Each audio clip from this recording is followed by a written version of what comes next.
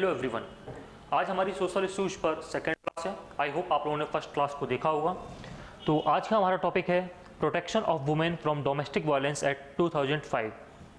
इस एक्ट को 13 सितंबर 2005 में इनेक्ट किया गया और 26 अक्टूबर 2006 को इन्फोर्स किया गया। हालांकि इसको पब्लिश किया गया था 17 अक्टूबर 2006।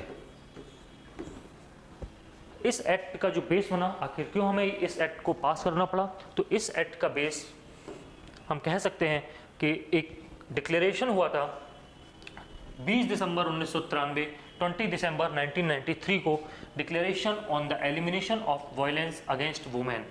यूएन जनरल असेंबली में एक डिक्लेरेशन हुआ था, जिस डिक्लेरेशन में कहा गया था कि सभी देश जो भी इसको साइन करेंगे वो अगेंस्ट वायलेंस एक लॉ बनाएंगे। ओके, इस डिक्लेरेशन में जो भी डोमेस्टिक वायलेंस था उसको 3 पार्ट्स में डिवाइड किया गया था। मतलब 3 तरीके के डोमेस्टिक वायलेंस बताए गए थे, फिजिकली, सेक्सुअली और साइकोलॉजिकली। ओके, तो देखते हैं हम अपना 2005 का एक्ट को। ओके, इस एक्ट का सेक्शन 3 हमको ये बताता है कि डोमेस्टिक वायलेंस क्या है। डोमेस्टिक वायलेंस के लिए सबसे एसेंशियल एग्रीव्ड पर्सन कौन होगा। एग्रीव्ड पर्सन की डेफिनेशन दे रखी है सेक्शन 2 सब क्लॉज ए में, जिसमें एक वुमेन जो डोमेस्टिक रिलेशनशिप में रह रही हूँ और जिसके अगेंस्ट डोमेस्टिक वायलेंस हुआ हो।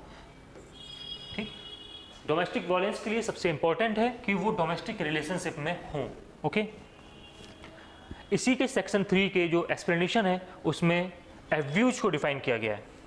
एक्सप्लेनेशन जो ए है उसमें फिजिकल एब्यूज को डिफाइन किया गया है, जिसमें assault, criminal intimidation, criminal force जैसे ऑफेंस को भी रखा गया है। नेक्स्ट है हमारा इसका सब क्लॉज बी, सेक्सुअल एब्यूज को डिफाइन किया गया है। एक्सप्लेनेशन के सब क्लॉज 3 में आपको वर्बल और इमोशनल एब्यूज को डिफाइन किया गया है। किसी को डाउरी के लिए इंसल्ट करना, मेल चाइल्ड ना होने पर इंसल्ट करना, ये सभी इमोशनल एब्यूज में रखे गए हैं। नेक्स्ट है हमारा इसका सेक्शन सब क्लॉज डी, जिसमें इकोनॉमिक एब्यूज को रखा गया है। किसी वुमेन को डाउरी के लिए फोर्स करना, उसको फूड, क्लॉथ, मेडिसिन जैसी इसेंशियल प्रोडक्ट्स हैं उनको ना देना, ये सभी इकोनॉमिक एब्यूज में कवर आते हैं।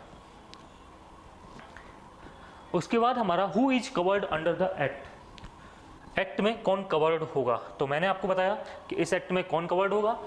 इस एक्ट के एग्रीव्ड पर्सन कौन होंगे, वुमेन होंगी जो डोमेस्टिक रिलेशनशिप में होंगी।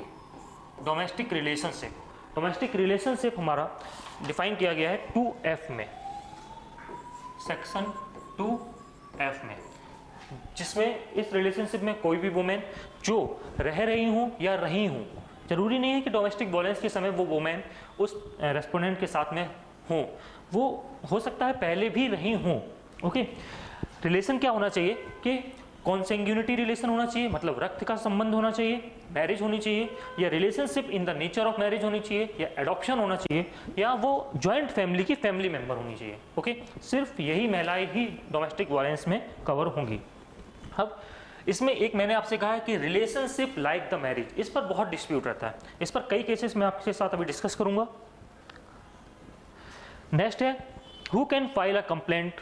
कंप्लेंट कौन फाइल कर सकता है, इसके बारे में बताया गया है सेक्शन 12, जो इस एक्ट की सबसे इंपॉर्टेंट धारा आप कह सकते हैं। इसमें बताया गया है कि एग्रीव्ड पर्सन या प्रोटेक्शन ऑफिसर जो सेक्शन 8 में स्टेट गवर्नमेंट द्वारा अपॉइंट किए जाएंगे, या कोई भी other person on behalf of aggrieved person application को फाइल कर सकता है, कंप्लेंट को फाइल कर सकता है। किसकी समझ, मजिस्ट्रेट की समझ। मजिस्ट्रेट कौन, JMFC या MM। ओके, नेक्स्ट हेडिंग है हमारी अगेंस्ट हुम can a complaint can be filed. मैं आपको ये बता चुका हूं कि किसके अगेंस्ट में कंप्लेंट फाइल्ड होगी, एडल्ट मेल मेंबर। हालांकि एक केस आया है आपका अभी 2016 में, हीरालाल हरसोरा वर्सेस कुसुम हरसोरा, जिसमें एडल्ट मेल मेंबर जो है इसको हटाकर एनी पर्सन कर दिया गया। ओके, तो किसी भी पर्सन के खिलाफ ये डोमेस्टिक वायलेंस का केस ला सकते हैं, बशर्ते वो भी डोमेस्टिक रिलेशनशिप में होना चाहिए। ओके, रिलेटिव ऑफ हस्बैंड या मेल पार्टनर के खिलाफ ला सकते हैं। ओके, अब वो रिलेटिव मेल और फीमेल कोई भी हो सकता है। ओके, तो एक क्वेश्चन है कि क्या कोई भी अगर मदर इन लॉ है वो अपनी बहू के खिलाफ केस ला सकती है? तो नहीं, वो नहीं ला सकती है केस, ओके। लेकिन बहू अगर चाहे तो मदर इन लॉ के खिलाफ डोमेस्टिक वायलेंस का केस ला सकती है। To whom can information be given और कंप्लेंट बी मेड? किसको इंफॉर्मेशन दी जाएगी? जो भी एग्रीव्ड पर्सन होगा वो किसको इंफॉर्मेशन देगा? पुलिस ऑफिसर को, प्रोटेक्शन ऑफिसर को और सर्विस प्रोवाइडर को। प्रोटेक्शन ऑफिसर मैं आपको सेक्शन 8 बता चुका हूं, सर्विस प्रोवाइडर सेक्शन 10 में सर्विस प्रोवाइडर्स दिए गए हैं। सर्विस प्रोवाइडर्स कौन होंगे? कोई भी सोसाइटी, कोई भी एनजीओ या कोई भी अदर ऑर्गेनाइजेशन जो वर्क कर रही हो welfare for the womens, okay. Next है एग्रीव्ड वुमेन होगी, वो कहां पर अपनी कंप्लेंट लिखा सकती है? तो वो पुलिस स्टेशन में जाकर कंप्लेंट लिखा सकती है, या तो प्रोटेक्शन ऑफिसर या सर्विस प्रोवाइडर के पास जाकर कंप्लेंट बता सकती हैं, या डायरेक्टली मजिस्ट्रेट अंडर सेक्शन 12 में अपनी एप्लीकेशन दे सकती हैं, ओके। डायरेक्टली मजिस्ट्रेट को भी एप्लीकेशन दे सकती हैं।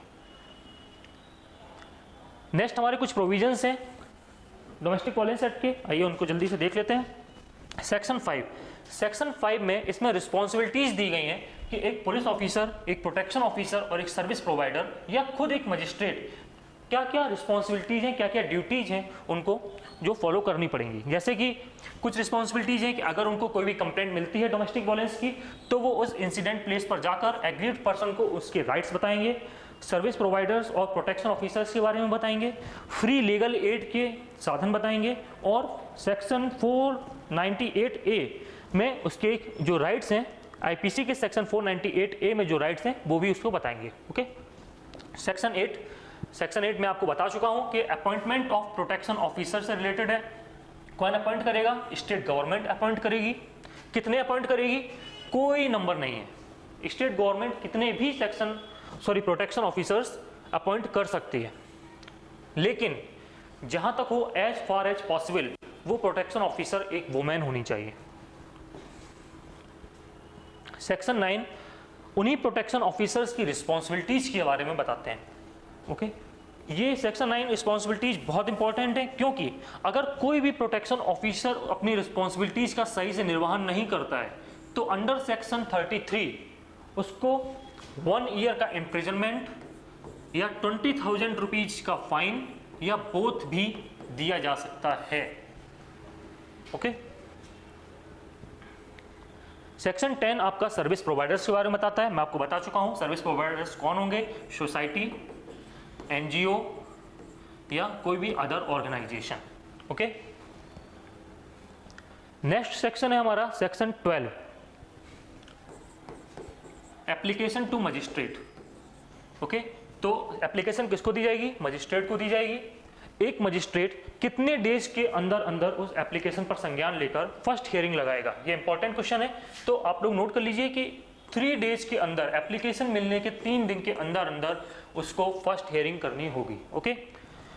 नेक्स्ट इंपॉर्टेंट केस आपका क्वेश्चन है कि आखिर केस को डिस्पोज ऑफ करने के लिए एक मजिस्ट्रेट के पास कितना समय होगा? तो एक मजिस्ट्रेट को 60 डेज के अंदर अंदर केस को डिस्पोज ऑफ करना पड़ेगा। 60 डेज कब से? फर्स्ट हियरिंग से, ना कि एप्लीकेशन से। फर्स्ट हियरिंग से 60 डेज के अंदर अंदर उसको केस को डिस्पोज ऑफ करना पड़ेगा। सेक्शन 17 हमें बताता है कि right to shared household, कोई भी एग्रीव्ड पर्सन होगा उसको शेयर्ड हाउस होल्ड में रहने का अधिकार होगा, ये उसका राइट होगा, उसको वहां से एक्सक्लूड नहीं किया जा सकता है। सेक्शन 18 टू सेक्शन 22, ये जो 5 सेक्शंस हैं ये मजिस्ट्रेट द्वारा दिए गए ऑर्डर्स के बारे में बता सकते हैं। तो अगर आपसे पूछा जाए कि ऑर्डर्स कितने तरीके के मजिस्ट्रेट प्रोवाइड करा सकता है, तो बेसिकली 5 तरीके के ऑर्डर्स प्रोवाइड करा सकता है। पहला है ऑर्डर सेक्शन 18 में प्रोटेक्शन ऑर्डर। इस ऑर्डर के अंदर जो भी मजिस्ट्रेट होगा वो प्रोहिबिट करेगा रेस्पोंडेंट को कोई भी डोमेस्टिक वायलेंस का एक्ट करने से, कोई भी डोमेस्टिक वायलेंस का एक्ट ऐड या एबेट करने से, यहाँ तक कि उस प्लेस पर जाने से भी रोक देगा जहां पर एग्रीव्ड पर्सन है। एग्रीव्ड पर्सन कम्युनिकेट करने से रोकेगा और उसके जो भी डिपेंडेंट्स होंगे एग्रीव्ड पर्सन के, उनके साथ भी डोमेस्टिक वायलेंस करने से रोकेगा, ओके। सेक्शन 19 में रेसिडेंस ऑर्डर पास करेगा। इस रेसिडेंस ऑर्डर में ये कहा जाएगा कि जिस स्थान पर एग्रीव्ड पर्सन है उस स्थान से जो भी रेस्पोंडेंट है वो वहाँ से अपने आप को हटा लेगा, या अगर ज़रूरत पड़ती है तो एक नए अरेंजमेंट करेगा, अल्टरनेट एकोमोडेशन का अरेंजमेंट करेगा उस एग्रीव्ड पर्सन के लिए, अपने आप को डिस्पोज ऑफ कर लेगा, उस शेयर्ड हाउस होल्ड में एंटर नहीं करेगा, ना ही उस शेयर्ड हाउस होल्ड को एलिनेट करेगा और ना ही अपने राइट्स को रिनाउंस करेगा उस शेयर्ड हाउस होल्ड से रिलेटेड। ओके, ऐसे कुछ ऑर्डर्स पास करेगा। सेक्शन 20 में मॉनेटरी रिलीफ प्रोवाइड करेगा। मॉनेटरी रिलीफ आपका दो तरीके से प्रोवाइड कर सकता है, या तो खर्चा देगा, जो भी इसका कोर्ट में प्रोसीडिंग्स में जो भी खर्चे आएंगे वो उसको पे करने होंगे, एंड सेकेंड इसी में आपको मेंटेनेंस भी क्लेम कर सकते हैं। मेंटेनेंस या तो लमसम अमाउंट भी हो सकता है और मंथली भी हो सकता है। ओके, नेक्स्ट सेक्शन 21 में कस्टडी ऑर्डर्स और 22 में कंपनसेशन ऑर्डर्स। कस्टडी ऑर्डर्स किसी भी स्टेज पर, प्रोसीडिंग के किसी भी स्टेज पर दिए जा सकते हैं, और कंपनसेशन ऑर्डर्स प्रोसीडिंग के एंड में दिए जाएंगे। ओके, तो 18 to 22 यहाँ पर आपको ऑर्डर्स हैं। ज्यूरिसडिक्शन में आपको बता चुका हूं किसके पास ज्यूरिसडिक्शन होगा, JMFC और MM। सेक्शन 29 इसका अपील से रिलेटेड है। अपील किसके पास होगी, कोर्ट ऑफ सेशन के पास, और कितने डेज के अंदर अंदर अपील होगी, 30 डेज के अंदर।